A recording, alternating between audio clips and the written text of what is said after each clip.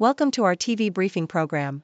Today, we dive into the excitement from San Diego Comic-Con, where Marvel's Deadpool and Wolverine film shattered records and left fans thrilled. Not to be outdone, the beloved series Dexter is making a comeback, with Michael C. Hall reprising his role in a new sequel, Dexter: Resurrection, promising to revive the iconic character in unexpected ways. And in the world of theater, Kit Harrington is standing firm on the decision to have blackout nights for the play Slave Play, aiming to foster inclusivity and spark important conversations. Please stay tuned for more detailed coverage. The Sydney Morning Herald, San Diego Comic-Con 2023 was a spectacle of pop culture, drawing nearly 200,000 attendees eager to catch a glimpse of their favorite stars and upcoming releases. The highlight was undoubtedly the presence of Ryan Reynolds and Hugh Jackman, promoting their film Deadpool and Wolverine, which shattered records with a nearly $200 million opening, the highest ever for an R-rated film. The atmosphere was electric as Jackman reminisced about their first Comic-Con appearance, vividly recalling the crowd's fervor. Adding to the excitement, U.S. Vice President Kamala Harris made a surprise appearance at the Simpsons panel, delighting fans with her enthusiasm for the show. The event also saw significant announcements, including Amazon Prime Video's exclusive trailer for the second season of The Lord of the Rings, The Rings of Power, and a fire incident during the HBO series The Penguin activation, which caused a temporary evacuation but did not dampen the overall spirit of the convention. The Toronto Star, San Diego Comic-Con was the stage for a major revelation as the Dexter universe announced its expansion with Dexter: Resurrection. Led by showrunner Clyde Phillips, the new sequel will continue the story from Dexter: New Blood, despite the main character's death, a twist that left fans buzzing with anticipation. Michael C. Hall, who has embodied Dexter since 2006, surprised everyone with his appearance at the panel, confirming his return to the role. The announcement also included details about Dexter: Original Sin, a prequel series featuring a young Dexter played by Patrick Gibson, set to premiere in December 2024. Hall will narrate the series, adding depth to the character's early days. Christian Slater, an avid fan of the original series, expressed his excitement about joining the cast and exploring untapped storylines. The original Dexter series, which ran for 8 seasons, remains a beloved classic, making these new installments highly anticipated by its cult following. Associated Press, at San Diego Comic-Con, fans of the Dexter series received thrilling news with the announcement of Dexter: Resurrection, a sequel that promises to revive the beloved serial killer character despite his apparent death in Dexter: New Blood. Michael C. Hall's surprise appearance at the panel electrified the audience, and showrunner Clyde Phillips hinted at intriguing developments without revealing too much. This announcement was part of a broader promotion that included Dexter: Original Sin, a prequel series set to explore Dexter's formative years, with Patrick Gibson in the lead role. Hall will lend his voice as the narrator, providing insight into young Dexter's psyche. The prequel, slated for a December 2024 release, and the sequel, expected in summer 2025, have fans eagerly awaiting more of Dexter's dark yet compelling story. Christian Slater, joining the cast of Original Sin, shared his enthusiasm for delving deeper into the character's backstory, a sentiment echoed by the show's dedicated fanbase.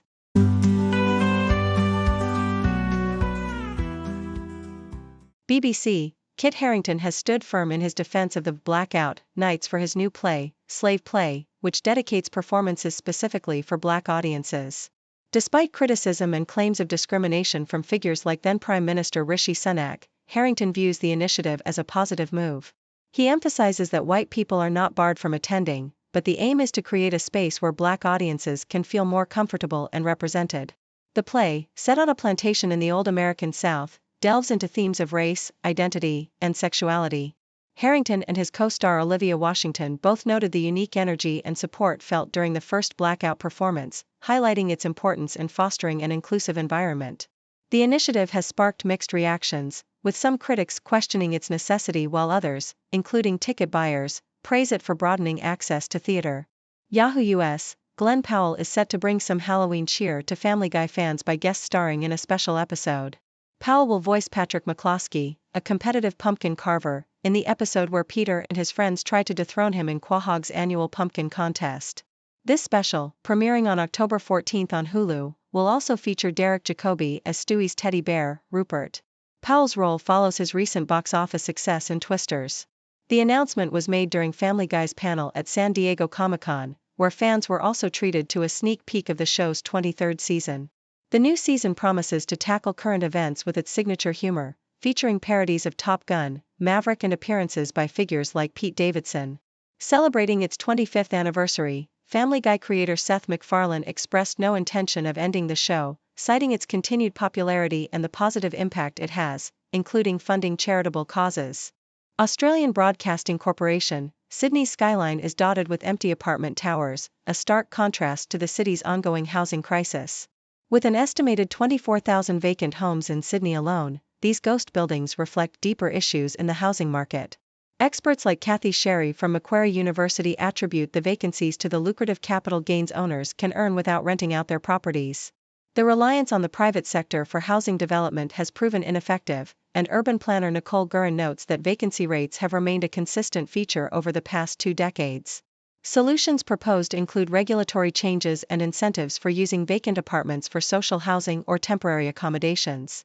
The NSW government has pledged to deliver 377,000 new homes by 2029, but achieving this will require a cultural shift in construction and development practices.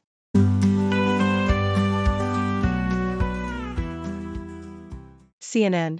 One of the year's most eagerly awaited films, Deadpool and Wolverine, is smashing expectations with a staggering $96 million in domestic sales on its opening night, according to Comscore data.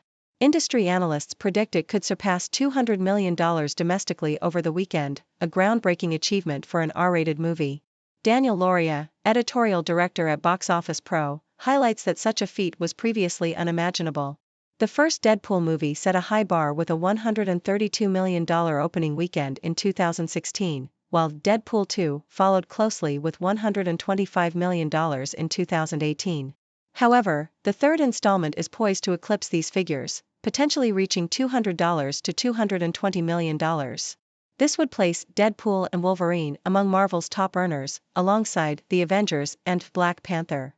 Paul Dergerbedian, a senior media analyst at Comscore, notes that the film's promotional efforts, critical acclaim, and audience enthusiasm have made this a memorable weekend in cinematic history. The movie currently commands 43% of the Showtime market share across the US and boasts a 97% audience score on Rotten Tomatoes, second only to Spider-Man: No Way Home within the Marvel Cinematic Universe. CNN. Simone Biles, adorned with a new tattoo reading, "And Still I Rise," is preparing to further her unparalleled legacy at the Paris Olympics. The phrase, borrowed from Maya Angelou, encapsulates Biles' journey, especially after the mental block known as the twisties forced her to withdraw from multiple events at the Tokyo Olympics. Despite contemplating retirement, Biles is now ready to enhance her status as the greatest gymnast ever. With 7 Olympic medals and 37 medals from World Championships, she is already the most decorated gymnast of all time. Chelsea Memel, technical lead of the USA women's gymnastics team, praises Biles' leadership and her team's unity. Biles' withdrawal in Tokyo was a significant moment, as she prioritized her mental health, a theme she continues to champion. Her return to competitive gymnastics has been marked by victories, including a record-extending 9th national title and becoming the first woman to land the Yurchenko double pike vault. At 27, Biles is set to be the oldest female American gymnast at the Olympics in over 70 years, aiming to add to her legacy in Paris. The Toronto Star. In Montreal, several dozen protesters gathered in front of Santa Cabrini Hospital to oppose Quebec's stringent French language laws, which advocacy groups claim are complicating access to healthcare in English. Protester Mario Napolitano reported that hospital staff felt harassed by Quebec language watchdogs during a recent visit. The Office Québécois de la langue française stated the visit was routine to ensure compliance with the province's French language charter, asserting it would not hinder patients' access to care in other languages. However, advocacy groups remain unconvinced, especially as Quebec continues to implement Bill 96. Sylvia Martin-Laforge of Quebec Community Groups Network expressed concerns that new directives are heightening anxieties about the availability of English language services, placing the burden on healthcare workers to determine eligibility. Eric Moldoff, founder of the Coalition for Quality Health and Social Services, argues that the directive restricts the right to access healthcare in English to emergency situations, potentially undermining the quality of care for Anglophones.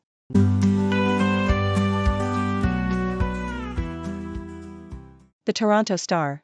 Montreal. Amid rising anxieties, several dozen protesters gathered outside Montreal's Santa Cabrini Hospital to oppose Quebec's French language reform law, Bill 96, which they believe complicates access to healthcare in languages other than French.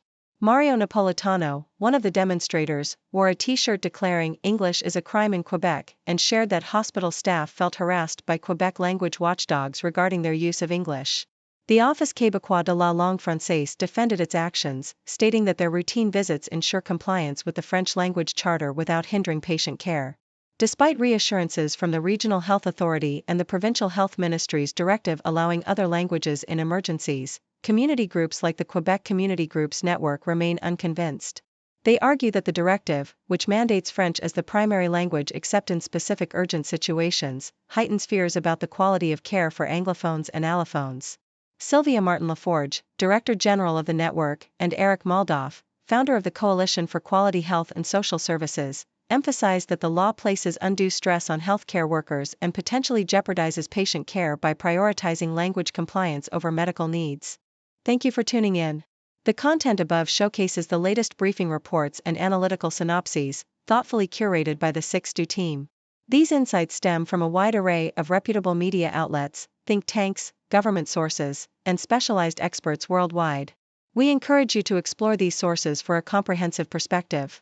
Keep in mind that while the content may not always align with the official standpoint of 6Do Brief, it's not meant to be taken as absolute directives for decision-making. Comprising seasoned media professionals, learned scholars, and accomplished scientists, the 6Do team embodies a trailblazing, fully independent media entity. To customize 6Do Brief to meet your professional needs, you have the option to subscribe to a diverse array of briefings on our website, 6dobrief.com. Regardless of your location, you can conveniently receive 6Do Brief via email. Lights dim, voices loud, headlines flashing wild. World in a frame and now, stories told, it's time to plow. Eyes glued, truth pursued, understanding woven through. Heartbeats race breaking through, knowledge spreads the new view. Breaking the news, breaking the day, truth and insight our way. Every story, every play, live and clear we convey. Shadows lift, facts unfold, moments chasing, stories told. Heroes, villains, tales of old. In this hour, truth is gold. Depths revealed, voices bright, news in focus, black and white. Every angle sheds some light, morning, evening, through the night. Breaking the news, breaking the day, truth and insight our way. Every story, every play, live and feel we convey.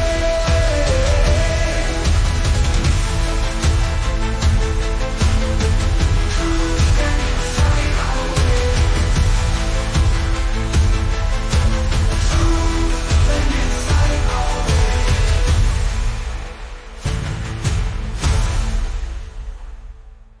Breaking the news, breaking the day, truth and insight our way. Every story, every play, living clear we convey.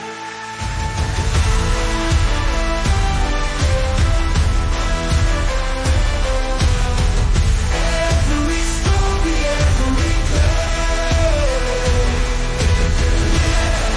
and clear we convey.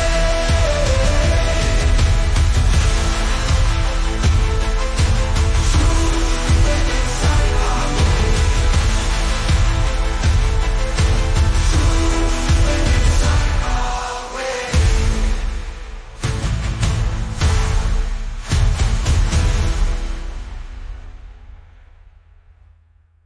Depths revealed, voices bright, news in focus, black and white.